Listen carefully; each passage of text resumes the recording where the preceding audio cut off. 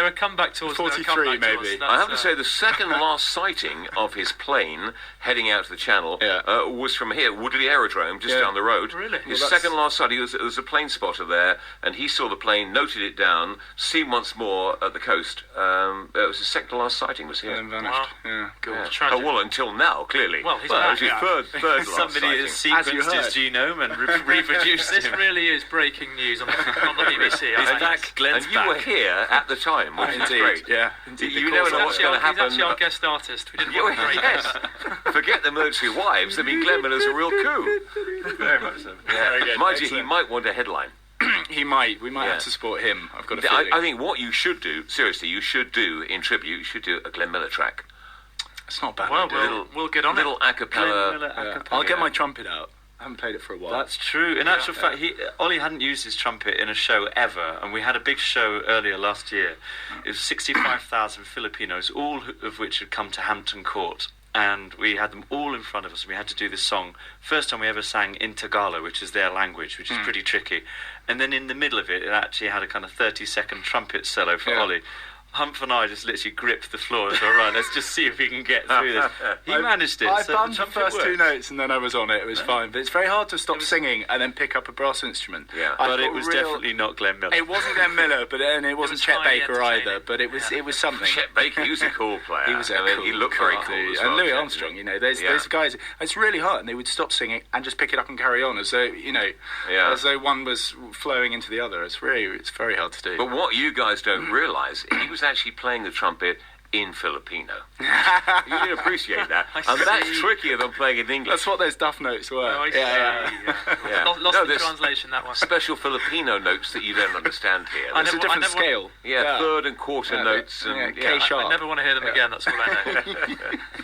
So good. I mean, hanging out with Woody Allen in New York, this must be a heck of an experience. It's We were discussing this last night, actually. It's you sometimes forget it's your job. I mean, you've had this, having had a long and fantastic career, you get to meet and hang out with some extraordinary characters, and it's one of the great privileges. And to find yourself in New York in this iconic place with Woody Allen, it's and then you come back and do a gig in Skegness, which kind of brings you back to earth. But There's it's nothing wrong with Skegness for any Skeggers out there. First place the Old Vikings Skeggy. landed.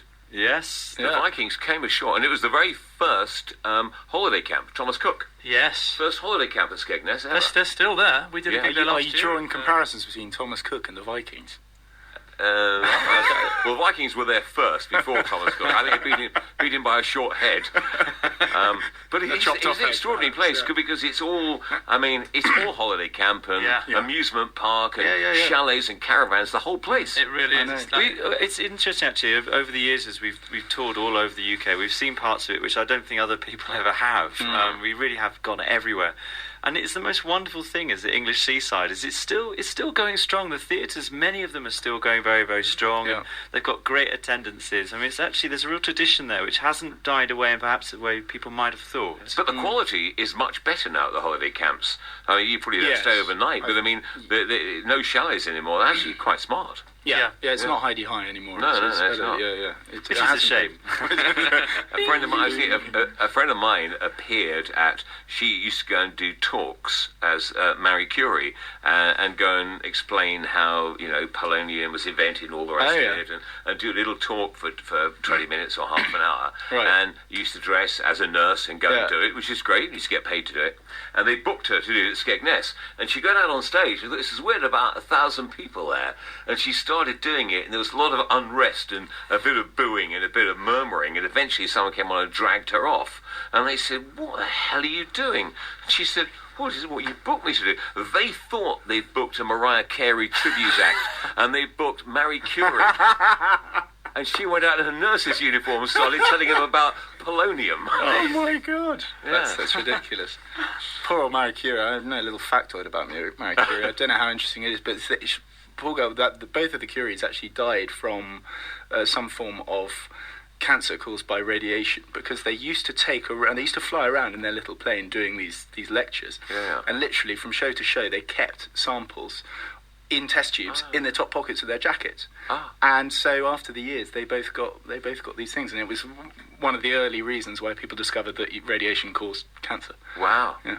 Isn't that amazing? Someone's going to ring up and tell me that's complete rubbish, but I was told it at school by a science If it is, teacher. please can that trust person them. phone in right now, because I would love to find I'm out. sure there's more detail, but there we go. So basically, you invent something and then he gets you. That is terrible. Yeah, Any very anecdotes sad. about Blake we can pass? So you ever been booked in instead of somebody else, or turned up and said, no, they wanted Black singing Wonderful Life and they got Blake? No, but we Blake used Lively, to get a certain number of people who'd book in at theatres in the UK, get there, and then they thought they were going to see Il Divo, which was always a bit disappointing for them and for us, I think. But no, do you know, we've been quite lucky. We've done a lot of gigs over the years, and there haven't been any real shockers anywhere. There was one that we did, what was it called? The big classical festival. Serenata, and it's been designed to be the largest classical festival of all time. Yeah. And somebody forgot to do any marketing whatsoever. So they ran both out of ourselves and Catherine Jenkins were in the middle of this incredible landscape looking over the Dorset Hills.